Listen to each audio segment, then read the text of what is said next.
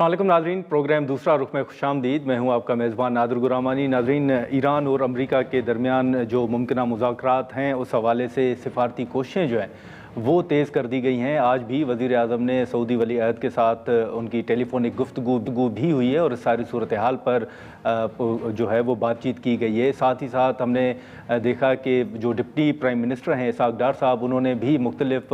जो ममालिक हैं उनके वज़राए ख़ारजा के साथ हालिया कुछ दिनों में उन्होंने गुफ्तगू की है। और पाकिस्तान जो है वो सिफारती सतह पर ये कोशिशें भी कर रहा है कि ये मामला जो इस वक्त ना सिर्फ ईरान और अमरीका के दरमियान रहा है बल्कि जो गल्फ़ कंट्रीज़ हैं वो भी सफ़र कर रहे हैं, तो इस मामले को किसी तरह हल की तरफ ले जाया जाए। तो अब जो पाकिस्तान की सिफारती कोशिशें हैं, हमने देखा कि हाल ही में जो प्राइम मिनिस्टर साहब ने एक ट्वीट किया, सोशल मीडिया पर जो पोस्ट की, उसको भी प्रेसिडेंट ट्रंप ने अपने सोशल मीडिया अकाउंट से शेयर भी किया। तो ओवरऑल अगर हम बात करें तो इस वक्त जो पाकिस्तान की सिफारती सतह पर जो कोशिशें हैं उनको सराहा जा रहा है, एक्नॉलेज किया जा रहा है, और पाकिस्तान के अंदर जो इत्तेहादी जमातें हैं उनको भी एतमाद में लिया जा रहा है। हमने देखा कि आज ही खबर आई कि वज़ीर आज़म ने बिलावल भुट्टो ज़रदारी से मुलाकात की है और उनको इस सारी सूरत हाल के हवाले से भी जो है वो बताया भी गया है, आगाह भी किया गया है।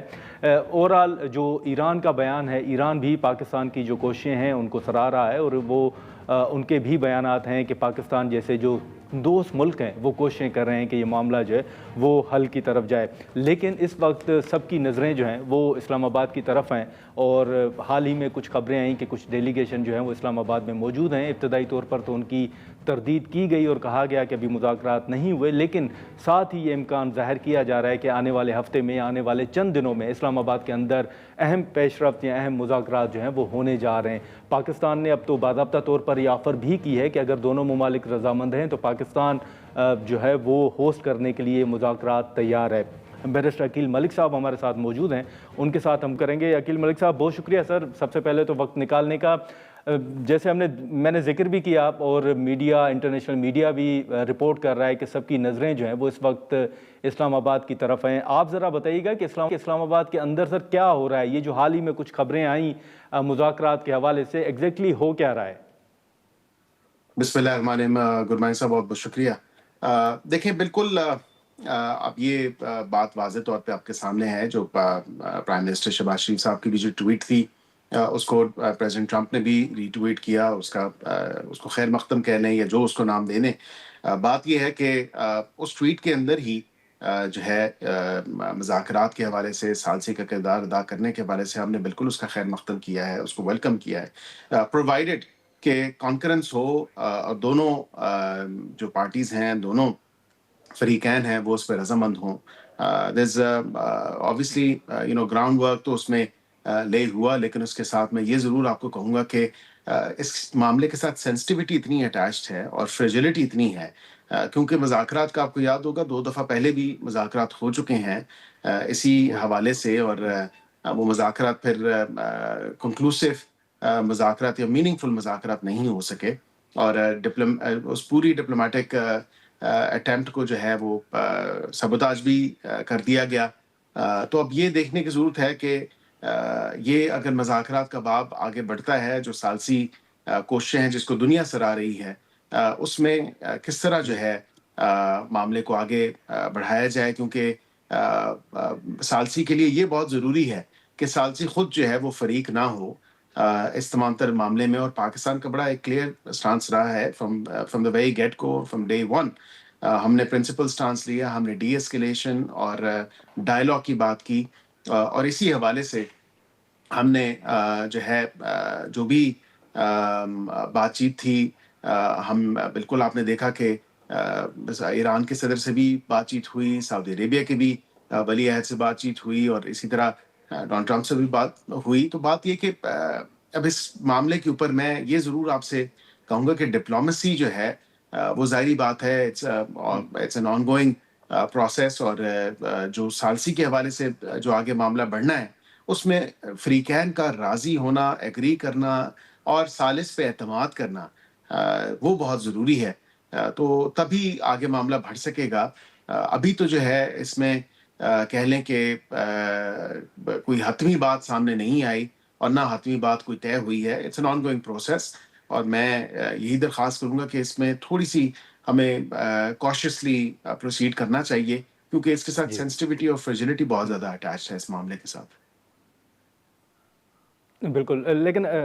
عقیل ملک صاحب، آپ ذرا اس بات کی بھی تصدیق یا تردید کر دیجیے گا کہ ہم یہ کہہ سکتے ہیں کہ یہ جو حال ہی میں کچھ میڈیا آؤٹلیٹس جو ہیں انہوں نے یہ بھی رپورٹ کیا کہ پاکستان کے اندر، خاص طور پر اسلام آباد کے اندر جو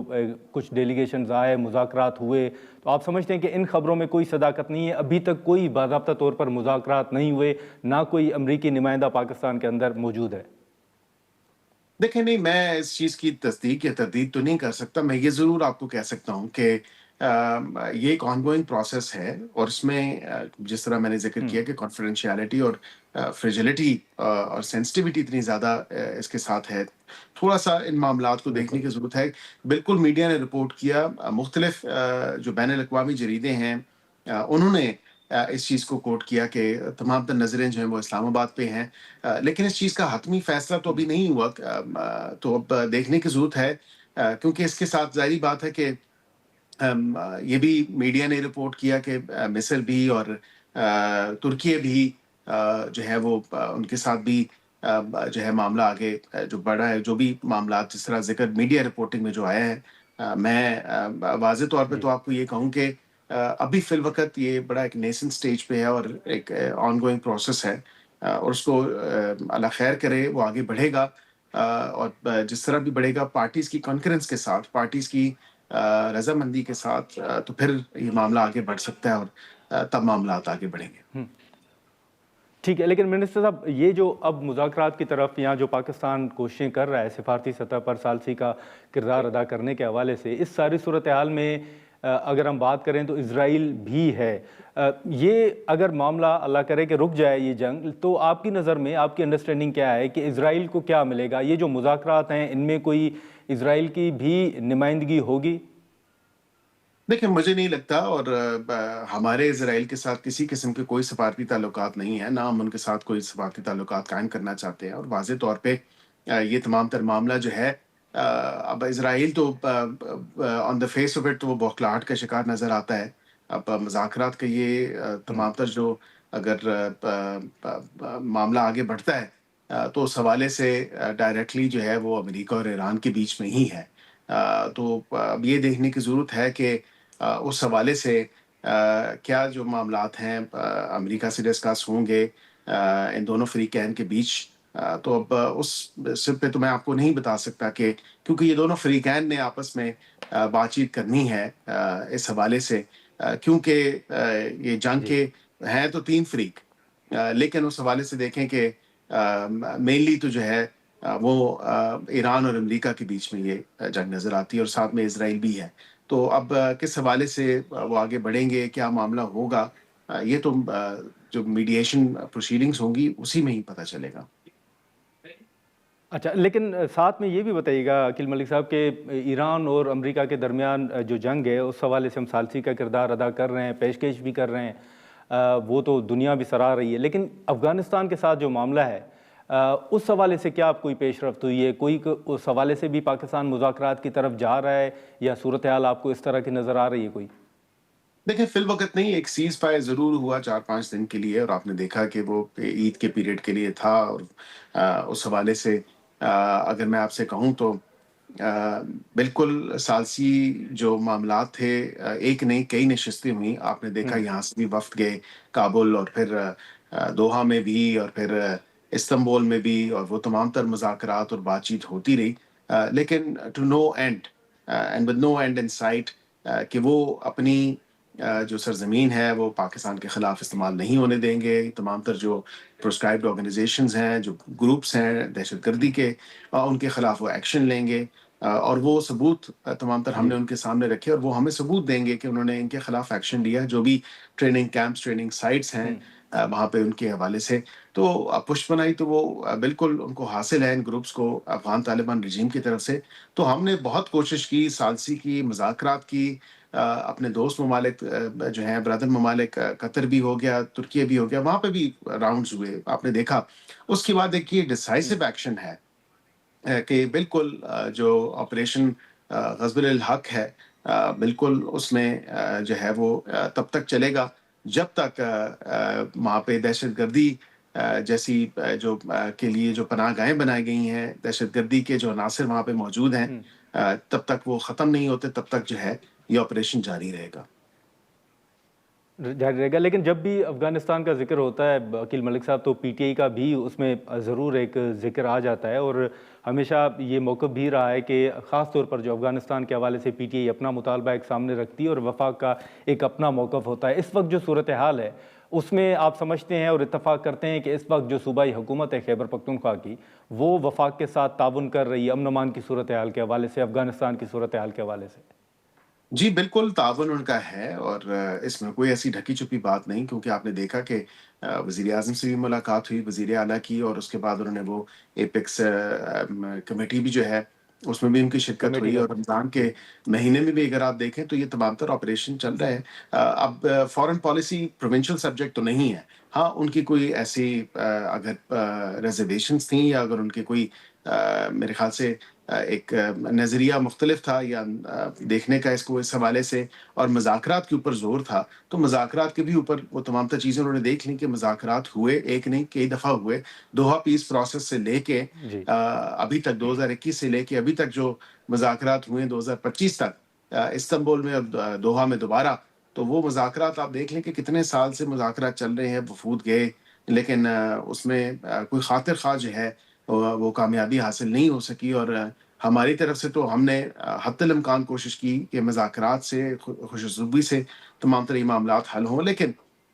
اب وہاں پہ دو تین مختلف گروپس ہیں، وہ ان گروپس کی جو پروسکرائبڈ آرگنائزیشنز ہیں، دہشت گردی کے گروپس ہیں، ان کی پشت پناہی کرتے ہیں، وہ آپس میں ہی تذبذب کا شکار ہے، کوئی فیصلہ جو ہے انڈیسائسونیس کا شکار ہے، کوئی فیصلہ نہیں لے پاتے، تو اب پھر ہمیں اور کوئی ریزورٹ نہیں تھا ان کے خلاف ایکشن کرنے کا، اور پھر ہم نے وہ ایکشن کیا، اور پریسیژن کے ساتھ ٹارگیٹڈ جو ہے وہ ہم ایکشن کر رہے ہیں آن دی انٹیلیجنس بیسڈ آپریشنز۔ ٹھیک ہے، لیکن سر ابھی یہ جو پی ٹی آئی کا ہم ذکر کر رہے ہیں، حال ہی میں آپ نے دیکھا کہ جو خان صاحب نے اپنے بیٹوں کے ساتھ گفتگو کی، اور ماضی قریب میں جو عمران خان کے بیانات ہیں وہ اداروں کے خلاف رہے ہیں، وفاق کا اس حوالے سے موقف بھی رہا ہے، لیکن اب جو انہوں نے اپنے بیٹوں کے ساتھ گفتگو کی، اس کے بعد جو انہوں نے تنقید کی ہے وہ صرف عدلیہ کے اوپر کی ہے، تو آپ بطور وزیر قانون و انصاف سر، آپ اس پر کیا کومنٹ کریں گے کہ یہ کوئی نیریٹو عدلیہ کے خلاف باقی جو اداروں پر تنقید ہوتی تھی اس سے ہٹ کے عدلیہ کو نشانہ بنانا، آپ اس کو بطور منسٹر کس طرح دیکھ رہے ہیں سر؟ دیکھیں، اب میں جو بھی وہ بیان دیتے ہیں، چاہے وہ اداروں کو ٹارگٹ کرتے ہیں یا اس دفعہ انہوں نے عدلیہ کو ٹارگٹ کیا، میں نے تو ہمیشہ یہ بات کی کہ ان کو اپنی فیملی سے جو ملاقات ہے صرف اس کو فیملی پیرامیٹرز میں ہی رکھنا چاہیے، یا اس ملاقات کے حوالے سے ہی معاملات جی رکھنے چاہیے۔ اب یہ جو حالیہ بیان انہوں نے دیا، انہوں نے عدلیہ کو ٹارگٹ کیا، تو آج کی عدلیہ تو قانون اور انصاف کے تمام تر تقاضے پورے کر رہی ہے، اور آئین و قانون کے مطابق فیصلے کر رہی ہے۔ اب مجھے اچھا نہیں لگتا کہ میں ان کو یاد دہانی کراؤں کہ ان کے دور حکومت میں جب وہ وزیر اعظم تھے تو تب عدلیہ جو ہے اس کا کیا کردار تھا، اور عدلیہ کو کس طرح انہوں نے اپنے جو ذاتی مقاصد ہیں، اپنے حریفوں کے خلاف استعمال کیا، اور وہ زبان زد عام ہے، وہ آپ کے سامنے ہے کہ عدلیہ نے جو کیا، چاہے وہ کسی بھی ٹیر کی عدلیہ تھی، کسی بھی لیول پہ تھی، تو انہوں نے جو کچھ کیا وہ اپنی زبانی خود انہوں نے بتایا۔ تو یہ اب مجھے تو کہنا اچھا نہیں لگتا، لیکن کہ آج وہ عدلیہ کو جو ہے ٹارگٹ کر رہے ہیں، اور آج کی عدلیہ جو ہے وہ پولیٹیسائز نہیں ہے، آج کی عدلیہ جو ہے وہ ان کا کوئی فیوریٹ نہیں ہے، آج کی عدلیہ جو ہے وہ صرف اور صرف قانون اور آئین کے مطابق ہی فیصلے کر رہی ہے، نہ کہ کسی کی ومز اور وشز کے مطابق، جس طرح عمران خان صاحب کے دور میں ہوتا رہا۔ ناظرین، بیرسٹر عقیل ملک صاحب ہمارے ساتھ موجود ہیں، ہم یہاں پر ایک مختصر سا بریک لیتے ہیں اور بریک کے بعد ہم گفتگو کو یہیں سے آگے بڑھاتے ہیں۔ پروگرام میں ایک بار پھر خوش آمدید سر۔ اب آپ لا منسٹر ہیں، ایک تنقید جو پی ٹی آئی کر رہی ہے، یا حال ہی میں خان صاحب نے کہا، یا جمائمہ صاحبہ کا ایک ٹویٹ بھی آیا کہ ان کے بیٹوں کو حکومت جو ہے وہ پاکستان آنے نہیں دے رہی۔ پھر نائکاپ کے حوالے سے بات ہوئی تو انہوں نے کہا کہ نائکاپ کی بات اس لیے کی جا رہی ہے تاکہ برطانیہ کا قانون جو ہے، یا پھر وہ بیٹے اگر پاکستان آتے ہیں تو ان کو گرفتار کیا جا سکے۔ آپ سمجھتے ہیں کہ واقعی حکومت کوئی رکاوٹیں کھڑی کر رہی ہے عمران خان صاحب کے بیٹوں کی پاکستان آمد کے حوالے سے؟ बिल्कुल भी नहीं, हुकूमत ने कोई रुकावट खड़ी नहीं की और मैंने पिछली दफ़ा भी मुझे याद है कि आपके प्रोग्राम में ही ये बात की थी कि उनसे जो डिटेल्स माँगी गई हैं, जो एडिशनल डिटेल्स फ़राहम करना है जी, वो किसी भी मुल्क का राइट है कि कोई मुल्क आपसे एडिशनल डिटेल्स माँग सकता है। मिसाल के तौर पे यहाँ पे लोकल एड्रेस है, जी, फैमिली मेंबर्स की डिटेल्स हैं, वो देने से क्यों कासिर है? क्योंकि अब तो पेपर एप्लीकेशंस का ज़माना ही नहीं रहा। जब से नादरा का वीज़ा ऑनलाइन सिस्टम आया है, उसमें हर चीज़ ऑनलाइन है, हर चीज़, हर डॉक्यूमेंट ऑनलाइन अपलोड होता है। हर कम्युनिकेशन, हर मैसेज जो है आपकी वीज़ा एप्लीकेशन के मुतालिक जो है वो आपके उस पोर्टल पे आ जाता है। अब वहाँ पे जाके वो देखें, कम से कम उनसे किस चीज़ की दरख्वास्त की जा रही है, उनसे क्या इज़ाफ़ी मालूमात दरकार हैं, ताकि वो रिक्वायरमेंट फुलफ़िल करें। अब ये तो नहीं हो सकता कि रिक्वायरमेंट फुलफ़िल ना करें और वो कहें कि जी हम मुँह उठा के जो है वो पाकिस्तान आ जाएँ। हाँ, अगर आना चाहते हैं तो नायकॉप, वैसे वो उनके वालिद तो पाकिस्तानी शहरी हैं। तो नायकॉप उनका बन सकता है और नायकॉप थे भी। लेकिन नायकॉप के ऊपर इतना ड्रामा किया गया और कहा कि नहीं वो गुम गए हैं, एक के पास है, दूसरे के पास नहीं है। अगर नायकॉप गुम भी हो जाए तो आप दोबारा अप्लाई करके सिर्फ़ रसीद पे भी पाकिस्तान आ सकते हैं। आपको फ़िज़िकल कार्ड की ज़रूरत नहीं है। एक्सपायर्ड नायकॉप पे आ सकते हैं आप। तो उसमें कोई ऐसी बात नहीं। हाँ, अगर वो ये कहते हैं कि उन्होंने नायकॉप पे नहीं आना क्योंकि वो जो है उनको कॉन्सुलर एक्सेस नहीं होगी बरतानवी हुकाम की तरफ से, अगर कोई ऐसी यहाँ पे आके लॉ एंड ऑर्डर की सिचुएशन की कानून अपने हाथों में लिया और फिर उसके बाद कि जब कानून हाँ। हरकत में आए तो वो जो है वो कॉन्सुलर एक्सेस उनको फराहम नहीं की जाएगी। तो ये कहना क़ाबिल-ए-वक़्त है। अगर वो विजिट वीज़ा पे आते हैं तो विजिट वीज़ा के साथ कंडीशंस अटैच होती हैं। अब वो कंडीशंस वायलेट नहीं कर सकते, वो कंडीशंस मिसयूज़ नहीं कर सकते, वो ब्रीच नहीं कर सकते। अब इनको चाहिए कि अगर विजिट वीज़ा पे आएँगे तो फिर पॉलिटिकल एक्टिविटीज़ विजिट वीज़ा पे नहीं हो सकती। ये वाज़ेह तौर पे एक बात तय है। और यहाँ पे आके वो दीगर चीज़ें भी जो एक विजिट वीज़ा के तकाज़े हैं उनको वो पूरा करना पड़ेगा और दीगर चीज़ें नहीं कर सकेंगे। हमने बिल्कुल जिस तरह पिछली दफ़ा कहा और कई वज़रा कह चुके कि हम खुद मुलाकात के लिए जो है उनकी मुलाकात करवाएँगे, वो एक दफ़ा आने वाले बने और आएँ, लेकिन ना आज दिन तक कोई ट्रैकिंग आईडी दिया गया, ना ही कोई जो इज़ाफ़ी तफ़सीलात जो माँगी गई हैं जो रेलेवेंट वीज़ा सेक्शन है उससे जो इनसे दरकार है वो फ़राहम कर रहे हैं और ना ही नाइकॉप रिन्यू कर रहे हैं और ना ही या किसी एक्सपायर्ड नाइकॉप पे वो आना चाहते हैं। तो ये डिलेइंग टैक्टिक्स जो हैं ये खुद इस्तेमाल कर रहे हैं, लेकिन सारा जो इल्ज़ाम है वो मुद्दे इल्ज़ाम हुकूमत पाकिस्तान को ठहराना चाहते हैं। तो आई थिंक कि अब लोगों को नज़र आ लेकिन गया अकील है। मलिक साहब, जी। ये जो एड्रेस आप एडिशनल डिटेल्स की बात कर रहे हैं सर, हुकूमत को खदशात क्या हैं कि बाकी एड्रेस और बाकी जो चीज़ें हैं या डिटेल्स हैं वो मांगी जा रही हैं, क्या आपको कोई खदशात हैं कि वो पाकिस्तान आके कानून हाथ में लेंगे या पॉलिटिकल एक्टिविटीज़ में इन्वॉल्व होंगे? नहीं, गुरमानी साहब, बात ये है कि कहीं भी अगर आप वीज़ा की हसूल के लिए दरख्वास्त देते हैं तो वाज़े तौर पे आपको कुछ मालूमात फ़राहम करना पड़ती हैं। और ये जो एड्रेस की बात ठीक है है। या ख़ानदान के अफ़राद की हवाले से जो बात है, ये एक बड़ी आम-सी बात है। जब हुँ, दरख्वास्त गुज़ार से जब ये मालूमात माँगी जा रही हैं, it's a very normal thing and it's a very normal course of action. तो ये कोई ऐसा ख़दशा नहीं है कि वो कहीं और जाके रह लेंगे। अगर किसी होटल में रहना है तो वो होटल की दे दें, अगर किसी रिश्तेदार की तरफ रहना है कहीं और रहना है, वहाँ का एड्रेस दे दें। अब ये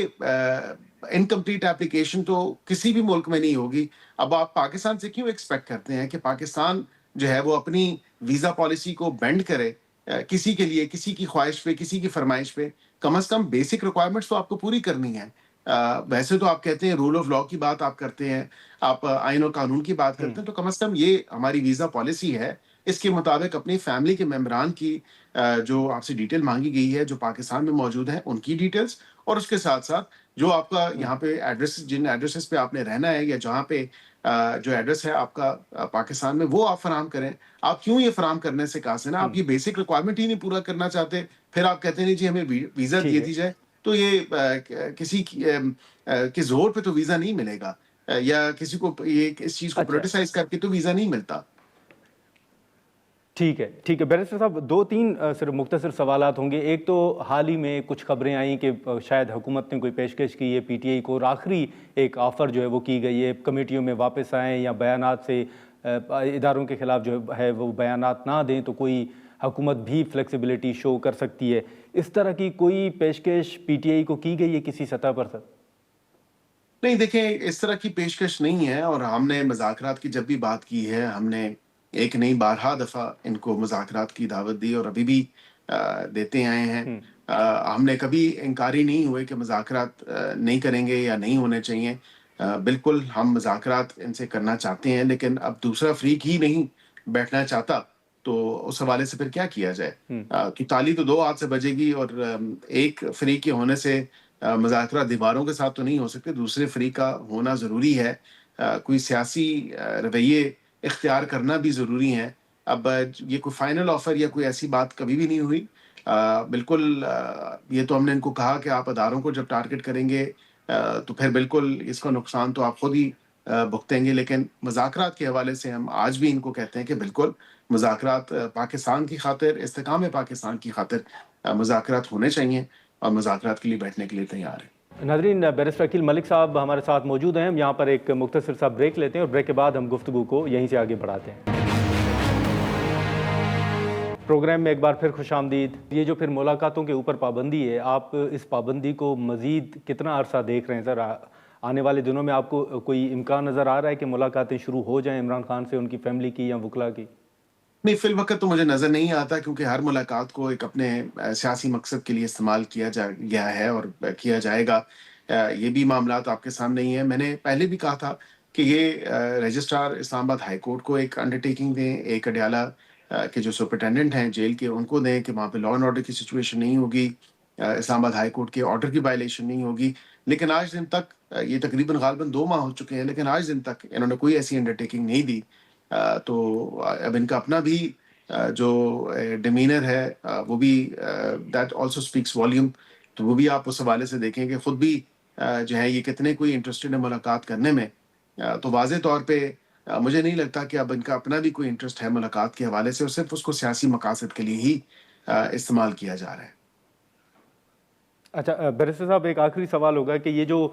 گورنر سندھ کی تبدیلی ہوئی، اس کے بعد ہم نے دیکھا کہ ایم کیو ایم کے بڑے تحفظات سامنے آئے اور کہا گیا کہ اب حکومت کے ساتھ رہنے کا کوئی جواز جو ہے وہ نہیں بنتا۔ پھر زرداری صاحب کے ساتھ ان کی ملاقات بھی ہوئی۔ اب ایم کیو ایم نے آج بھی، یقیناً آپ کی نظر سے بھی خبر گزری ہوگی کہ وہ 28ویں آئینی ترمیم کے حوالے سے مطالبہ کر رہے ہیں، اور وہ یہ کہہ رہے ہیں کہ جو وعدہ ان کے ساتھ کیا گیا ہے وہ پورا کیے جائے۔ تو کیا اب جو صورتحال ہے انٹرنیشنلی بھی اگر آپ دیکھ لیں تو کیا 28ویں آئینی ترمیم کے حوالے سے کوئی ایم کیو ایم کے ساتھ یا حکومت کے اندر کوئی بات چیت چل رہی ہے سر؟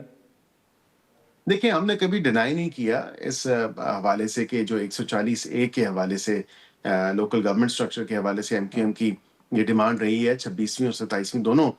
ترمیم کے وقت۔ ہم نے بالکل کمیٹیز میں بھی اس کو سپورٹ کیا 27ویں ترمیم کے وقت، اور وزیر اعظم نے on the floor of the house بھی اس کے اوپر بات کی۔ یہ ایک کنسنسس جب ڈیولپ ہوگا تب بھی معاملہ آگے بڑھے گا۔ فی الوقت جو انٹرنیشنل سچویشن ہے یا اس خطے کے حوالے سے جو سچویشن ہے، خطہ ایٹ لارج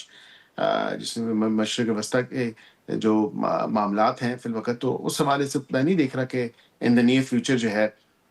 کوئی ایسی بات چیت ہو۔ ہاں، یہ ایک آن گوئنگ پروسیس ضرور ہے، ایک پہلے بھی اس پر بات ہو چکی ہے، اور یہ تبھی کمپلیٹ ہوگی جب ایک کنسنسس ڈیولپ ہوگا اور تمام فریقین کا ایک اتحادیوں کا کنسنسس ڈیولپ ہونا ضروری ہے اگر اس کو آگے پروسیڈ ہونا ہے۔ اچھا، لیکن یہ جو ایم کیو ایم کے تحفظات یا گورنر سندھ کی تبدیلی کے علاوہ اگر سندھ کے حوالے سے ہی بات کریں تو پیپلز پارٹی کے جو تحفظات آئے تھے، حکومت نے جو حال ہی میں مختلف فیصلے کیے پیٹرول کی قیمتوں میں اضافے کے حوالے سے، پھر جو آج خبر آئی کہ پی ایم صاحب نے ملاقات بھی کی ہے، بلاول صاحب اور پی ایم صاحب کے درمیان جو ملاقات ہوئی ہے، کیا کوئی سر پیپلز پارٹی کے تحفظات ہیں یا آپ سمجھتے ہیں کہ یہ جو صورتحال ہے اسی تناظر میں یہ ملاقات ہوئی ہے؟ نہیں، ملاقات تو اسی تناظر میں ہوئی ہے جو خطے کی صورتحال ہے، اور اس پہ بالکل پیپلز پارٹی ایک بڑی اتحادی جماعت ہے، اور ان کے چیئرمین کی جو ملاقات ہوئی ہے وزیر اعظم سے اسی حوالے سے ہوئی۔ There is nothing more to it, of course جو حالات ہیں وہ آپ کے سامنے ہیں، جو معاملات ہیں وہ آپ کے سامنے ہیں، اور اسی حوالے سے ہی ان کو جو ریجنل سچویشن ہے اس کو ڈسکس اور غور اور زیر بحث لایا گیا۔ اس کے علاوہ تو کوئی ایسی ڈسکشن کسی بھی دوسرے معاملے پہ نہیں ہوئی۔ چلیں ٹھیک ہے بیرسٹر صاحب، بہت شکریہ وقت نکالنے کا، thank you so much. Barrister Aqeel Malik صاحب کی گفتگو آپ نے سنی. اب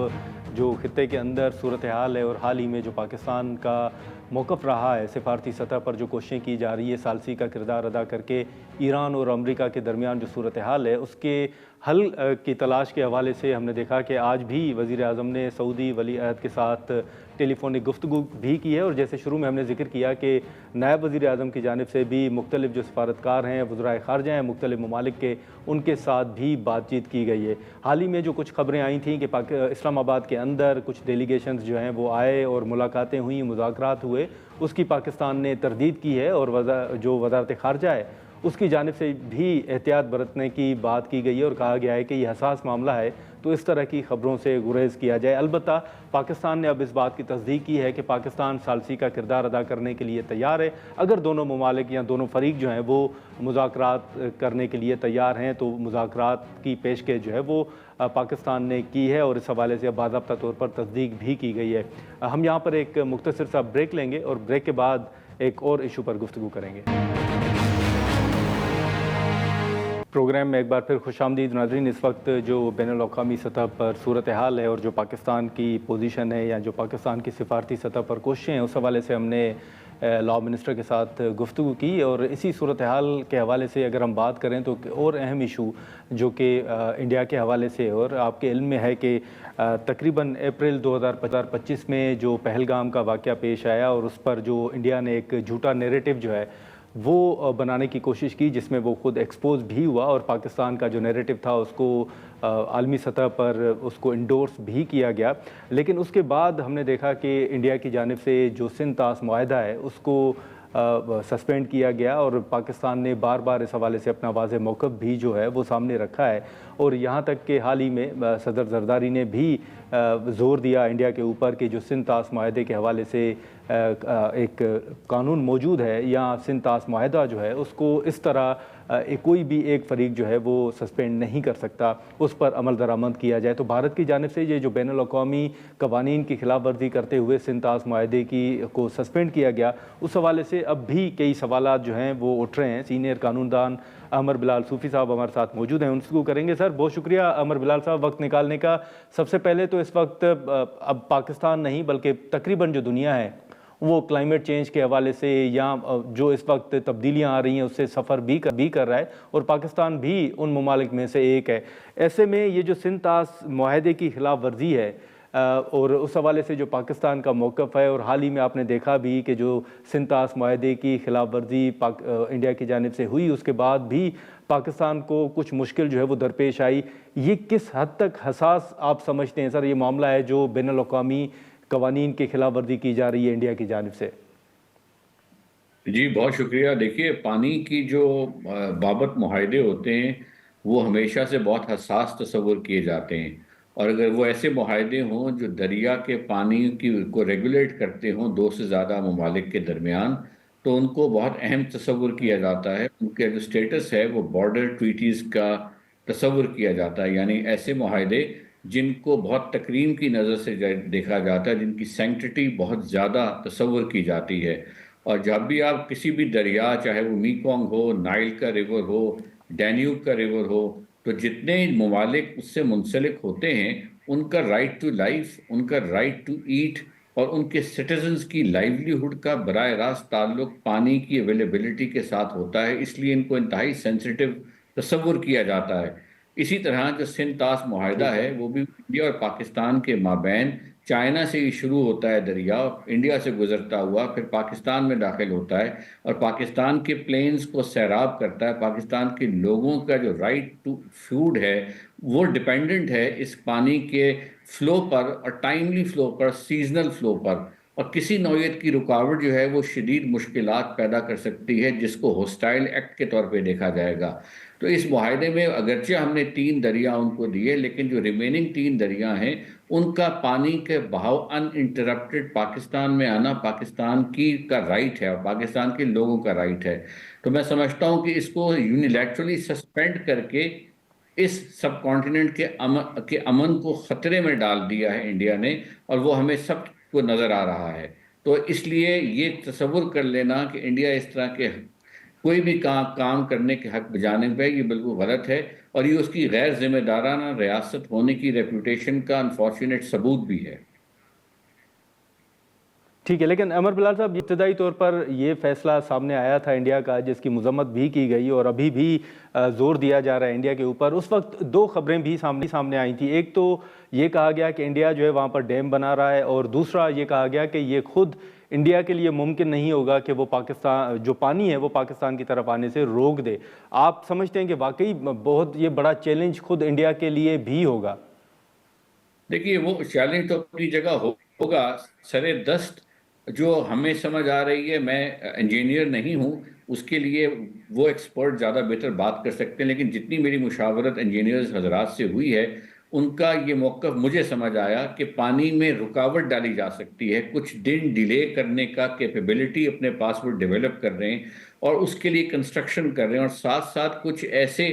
نمبر آف ڈیم جس کو آپ کہتے ہیں لیڈر آف ایسکلیشن کہہ لیں، یہ لیڈر بنا رہے ہیں مختلف پونڈیجز پروجیکٹس کی اپ سٹریم، جس سے وہ پانی کے فلو کو کنٹرول اور مینیج کرنے کی صلاحیت ایکوائر کرنے کی کے لیے کوشاں ہیں، اور اس کے لیے انہوں نے باقاعدہ ٹینڈرز ایشو کر دی ہیں، اس کے لیے باقاعدہ انہوں نے ایڈمنسٹریٹو اقدامات شروع کر دیے ہیں، لینڈ ایکوزیشن کے پروسیجرز شروع ہو گئے ہیں، جوائنٹ وینچر ایگریمنٹس جو ہے اس پر کام شروع ہو گیا ہے۔ تو میں سمجھتا ہوں کہ یہ ساری چیزیں جو ہیں یہ ایک بہت خطرناک موڑ کی طرف لے کے جا رہی ہیں دونوں ملکوں کے تعلقات کو، بیکاز لوور رائپیرین ہر ملک جو بھی ہوتا ہے اس کی ایک نیچرل انگزائٹی ہوتی ہے، اس کو واٹر لاء میں لوور رائپیرین انگزائٹی کے طور پر تسلیم کیا جاتا ہے کہ ہر لوور رائپیرین کو اطمینان دلانا اپر رائپیرین کی ذمہ داری ہے، اور وہ اطمینان عموماً ٹریٹی سے دیا جاتا ہے۔ جب ٹریٹی کا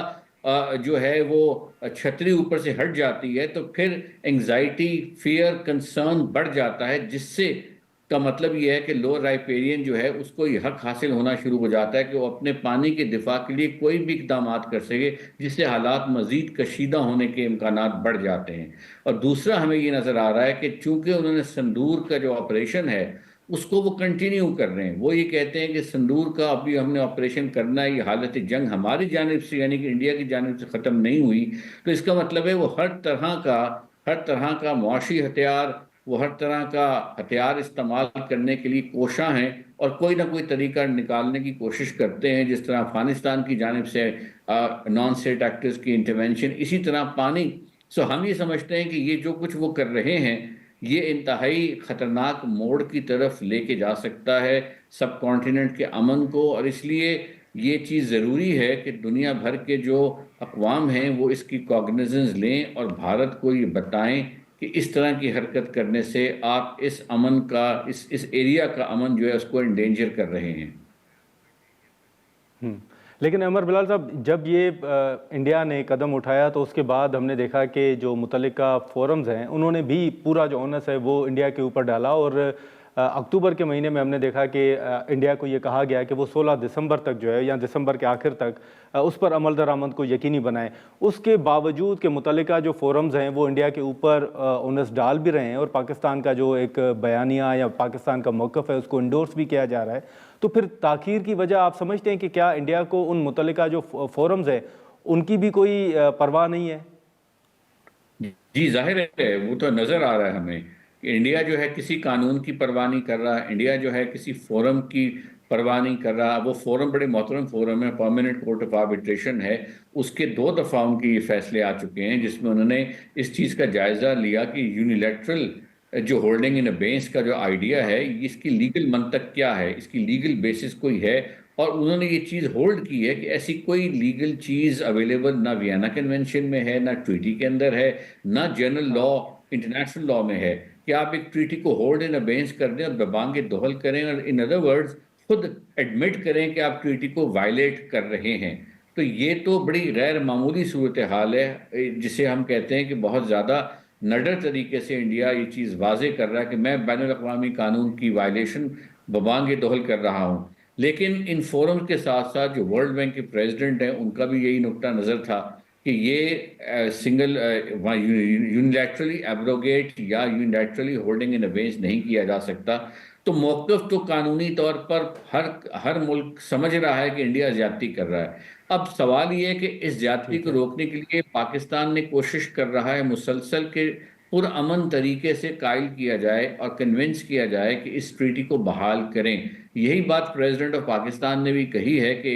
کہ جو اگریمنٹ ہے جو آپس میں ہم کرتے ہیں وہ گڈ فیتھ کی بنیاد پہ کرتے ہیں, ان کو اپ ہولڈ کرنا چاہیے تاکہ اس ریجن میں دونوں اہم ممالک کے تعلقات جو ہیں اس میں بہتری آئے. لیکن اگر انفارچونیٹلی وہ نہیں کرتے تو پھر پاکستان کو, جسے ہم کہتے ہیں نان کورسیو مینز اور کورسیو مینز کا سہارا لینا پڑے گا. انفارچونیٹلی پاکستان کے پاس کوئی چوائس نہیں رہ جائے گی, اور پھر انڈیا یہ شکایت کرے گا کہ پاکستان کی جانب سے کوئی نہ کوئی ایسی جارحیت جسے وہ سمجھیں گے ہوئی ہے, لیکن پھر پاکستان کے پاس انڈیا کوئی چوائس بھی نہیں چھوڑ رہا. تو میں سمجھتا ہوں کہ اس سے دو نیوکلیئر پاورز جو ہیں وہ آمنے سامنے آنے کا خطرہ موجود ہے, اور اس لیے اقوام متحدہ کی سیکیورٹی کاؤنسل جو ہے وہ پاکستان کے ساتھ ساتھ انڈیا